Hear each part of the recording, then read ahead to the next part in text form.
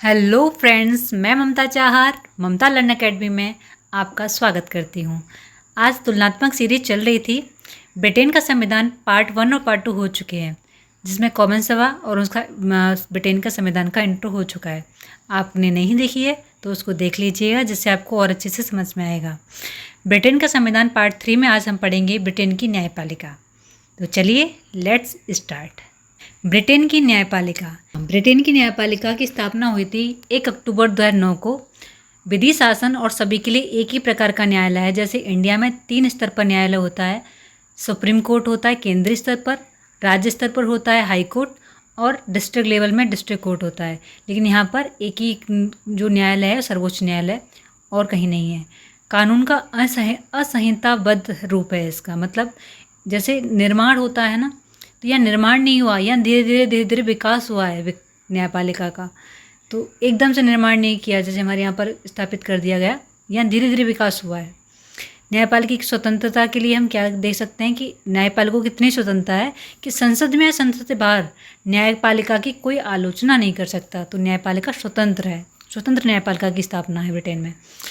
2005 के अधिनियम के तहत ब्रिटेन में एक सर्वोच्च न्यायालय में 12 न्यायाधीश और एक मुख्य न्यायाधीश की व्यवस्था थी। 13 टोटल मिलाकर न्यायाधीश की व्यवस्था थी, जिसमें एक जो सीनियर जज थे, जिसको चीफ जस्टिस ऑफ ब्रिटेन बोलते होंगे, CJI जैसे हमारे भारत में होता है, और बाकी अन्य न्यायाधीश जो होते हैं वो 12 होते हैं। टोटल मिलाकर 13 है। यहाँ पर न्यायिक पुनरावलोकन का अभाव है।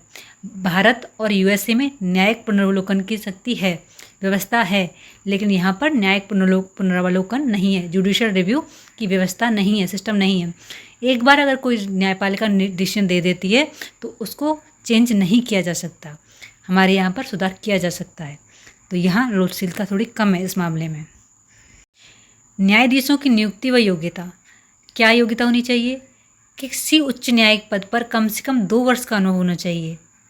वरिष्ठ न्यायालय के लिए कम से कम 15 वर्ष अधिवक्ता मतलब वकील रहा हो। न्यायाधीश की नियुक्ति संबंधी आयोग का अयोग्य माना जाएगा। जो अगर न्यायाधीशों की नियुक्ति संबंधी आयोग से है कोई, तो उसको अयोग्य माना जाएगा। आयोग से नहीं होना चाहिए। जो नियुक्त करते हैं उस आयोग से कोई भी न्यायाधीश नहीं बन सकता। न्यायाधीश की नियुक्ति के लिए सम्राट से सिफारिश करते हैं तो अयोग्य माना जाएगा। लॉर्ड चांसलर को सुप्रीम कोर्ट में चयन हेतु एक चयन आयोग स्थापित करना होगा।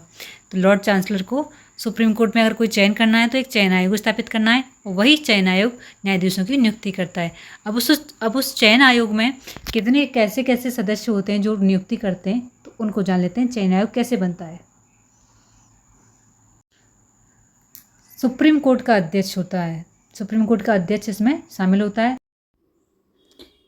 सुप्रीम कोर्ट का उपाध्यक्ष होता है, और निम्न में से एक जिसे लॉर्ड चांसलर मनोनीत करे वो होता है। जैसे राष्ट्रीय नियुक्ति आयोग में से मनोनीत कर सकता है लॉर्ड चांसलर, और स्कॉटलैंड न्यायिक नियुक्ति बोर्ड से भी कर सकता है।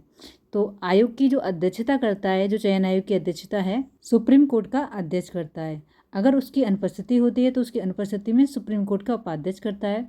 न्यायाधीश का कार्यकाल कितना होता है? न्यायाधीशों का कार्यकाल होता है 70 वर्ष।